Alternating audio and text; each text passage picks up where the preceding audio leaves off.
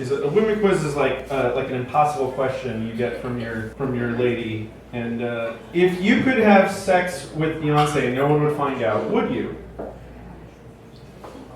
Anyone? Yeah. No. No? The answer is no. Right. Okay. What if the entire world has been laid to rubble by some kind of apocalypse? No. And it's still no. That's right. Yeah, you know your shit. When we're at the bar, we're kind of all playing a game, right? And like the rules of the game basically are, guys are doing everything they can to try to get laid, and girls are doing everything in their power to prevent that from happening, right? Like those are the rules of the game. We all understand. We play by them, right? Which is why it's so cool when a guy actually does hook up with a girl, because it takes work, it takes skill, it takes technique. And like as a guy, you're happy when you see your buddy successfully talking to a girl. Successfully, this microphone doesn't work.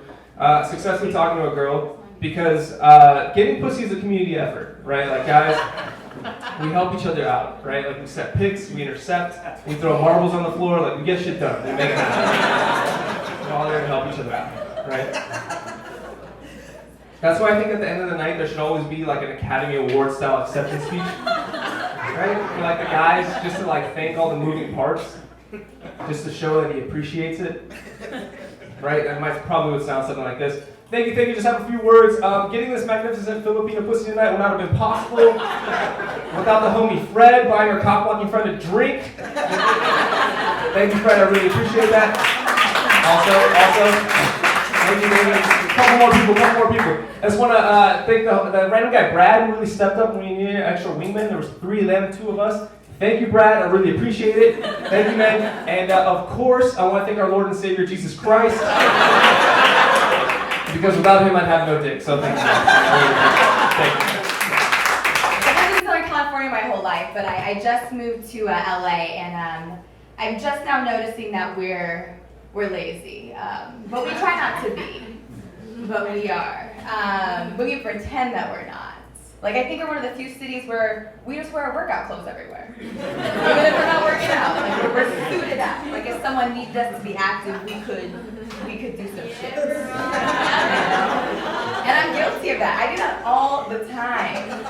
And I feel bad for my workout clothes. Like they'll never hit their full potential, you know? Like, I have a pair of $200 Nikes that were meant for me to run a marathon in.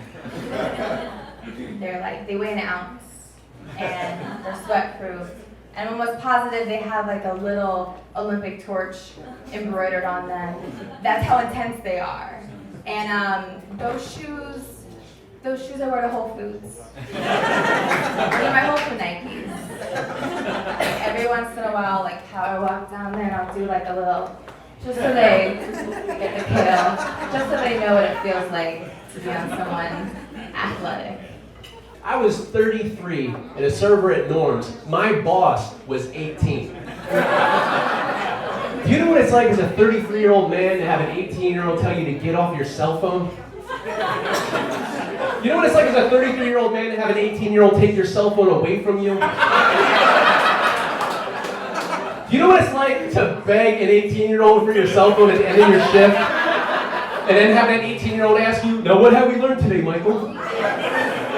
You know what it's like to answer that question? I learned how to be on my cell phone at work, sir. Do you know what it's like to have an 18-year-old tell you he sees potential in you? Yeah, what's your name?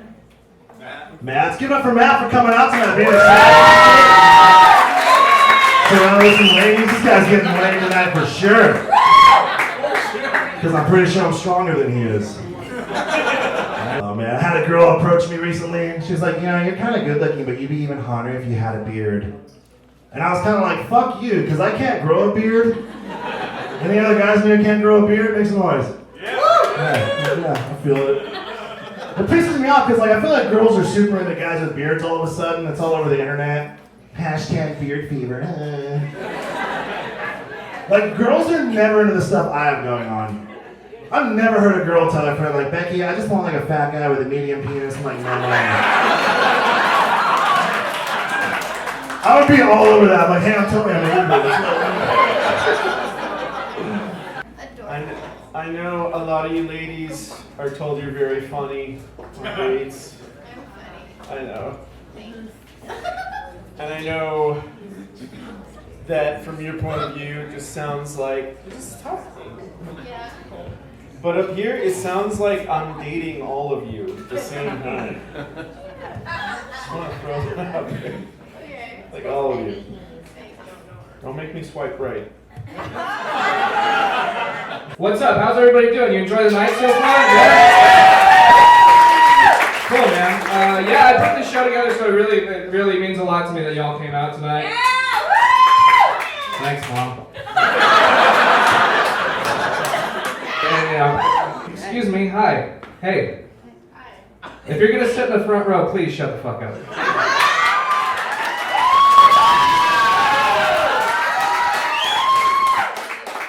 I'm actually half white, half Mexican. I somehow came out Asian.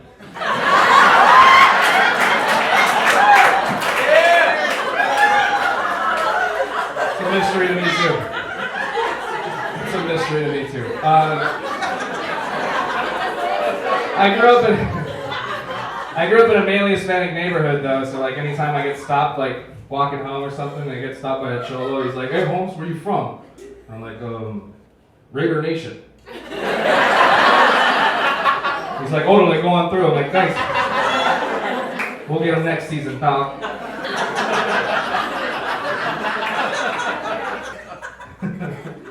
Guys, I used to play in a heavy metal band before I started doing comedy, as some of you may know. So my parents are very proud of me. Dropped out of school to play in a rock band, and then dropped out of a rock band to do stand-up comedy. It's weird though, man. Like I don't know. There's one. I mean, we played all over the Sunset Strip. We were in the scene, you know. We had a good run. I say that because there's one show that resonates with me. Resonates with me the entire. Now that I think back on it, because we had a packed house. We had a write-up in the paper. We had a guy scouting us, and the first thing my singer does, he was this Mexican guy straight from Mexico City. He's like, "My name's Roberto. I like to play rock and roll." Real soft-spoken, but when he was a monster when you got him on stage, right? And he liked to drink naturally, so we get him up to the stage. He finally goes up, and the first note just bang and goes, "Fuck you!" And then he passed out and hit his head on the fucking back of my drum set. And then we quit, because that was the most rock and roll move. Like, you scream "fuck you" and faint. I don't know how you close with anything else. Everybody expected that for the rest of our career. And then silence, right? But then one dude in the back of the room, he's like, "Yeah! Fucking rock and roll!" I started comedy in Boston. I moved out here to the greater LA area about a year ago, and they always talk about when you get to LA, you hope for like your big Hollywood break. I think I got mine, it was a couple months ago. I got an email from my manager at midnight. It says, "Call me immediately, urgent, doesn't matter how late." So I call him, I go, "Hey, what's up?" He goes, "Hey, we're submitting you for a role on the show, Two Broke Girls." And I just, why is that funny, motherfucker? All right. I know I don't look like the fucking Hollywood heartthrob. So I call him, and he's like, "We just got to verify a couple things from the casting director." I was like, "Okay, what's up?" He's like, "How tall are you? How much do you weigh?" All that checks out. He goes, "All right, we're going to submit you on the show as a love interest." I'm like, "Fucking sweet. Is it for Kat Denning or the blonde chick?" And he goes, "No, it'd be for Patrick." I'm like, "Did you say Patricia?" He goes, "No, it's definitely Patrick. It's definitely a dude." I'm like, "Oh boy. All right." I go, "You know what? I'm probably not going to get it. Submit me for Patrick's love interest." And he goes, "Hold on, I gotta ask you one other thing." I go, "What's that?" He goes, "How do you feel about kissing a man on national TV?" I'm like, this is how all the Hollywood stories start. Starts with, "How do you feel about kissing a guy?" Then, "How do you feel about kissing this dick?" And then it just escalates from there. But it's like, you know what? I'm probably not gonna get it. Submit me for Patrick's love interest. So the next day I get an email, "Call me immediately, they want you to come in." And I'm like, fuck, I hope that doesn't mean Patrick. Pause break on a cum joke. All right. So I call him. I go, what's up? He goes, you got it. They want you on set immediately. I was like, shit. All right. Text me the address. So now I'm driving to the Two Broke Girls set, and I'm trying to wrap my head around. I'm about to fucking like make out with a dude. Like I've never fucking kissed a guy sober, you know. And here's the thing, like I'm not gay, but like I'm still a guy, so I'm like competitive. So the whole way there, I'm just, in my head, I'm just thinking, all right, I'm not going to be the one they say was the bad kisser, so I just start putting like chapstick on, and I'm fucking popping Tic Tacs. And I don't know why, but in my head, I'm just going, please God, let this guy that I have to kiss, please like let him be a really effeminate gay dude. Like, I don't know why I have standards, like I hope he has blue eyes, and we have a lot in common, like I'm on a fucking blind date. But I get to the set and they go, this is Patrick. And it's like looking in a fucking mirror. Oh, dude, the guy's 6'5", 340 pounds, he's bald, all tatted up, he's huge. Like, he looks like an axe murderer. And he's straight too. And they go, this is Patrick. And I go, are you the dude I'm making out with? And he just goes, yep. And I'm like, oh boy, all right. And then he goes, by the way, let me just say now, I'm really sorry. I wasn't thinking. I've been drinking coffee all morning. Yeah, but I told him, I go, dude, you do realize, like, I'm not hoping for sparks from this. Like, I'm really just trying to fucking get through this. It's not a fucking love connection. So now we're about to rehearse the scene, and here's the thing, like, I've always been a comic. I'm not an actor, so I'm like, what's a TV kiss? Is it just like your lips touch, or is it your mouth's open but no tongue? And as I'm going through the scenarios, all of a sudden, out of my ear, I just hear, action! And this fucking mutant just grabs me, and I just go, ah! And now he's just fucking right here. He's just taking up real estate, just right here. And it was the first time I ever felt whiskers on my lips, other than my own. It's just so fucking weird. But it also tickled a little bit, so at first I kind of went, oh, whoa, what the fuck was that? Whoa, Jesus. Finding things out about myself. And what's happening in the scene is like we're in this embrace, and then the blonde girl from Two Broke Girls, she walks in, and then we stop, and they have dialogue. So like the first two takes as they're talking, I'm just kind of like watching and then going back and forth and back and forth. And then by the third take, in my head, I'm like, okay, I'm on a TV set, I'm acting now, I guess I should act. So the third take, when they start talking, I just, like as I have my arms around him, I just kind of like start rubbing his belly. So I'm like, if I was gay, what would I be doing? Then the third take, I don't know where this came, or fourth take, I don't know where this came from. I just start doing like circles around his nipple as I'm doing it. And the guy, they go cut, and the guy goes, dude, what the fuck are you doing to my nipple? What the fuck? I go, I don't know, I'm trying to act, I'm trying to be an actor, I don't know, I'm a method actor, let me suck your dick. Like, I don't know what I'm doing, I don't know. Fucking, I'm trying to figure it out.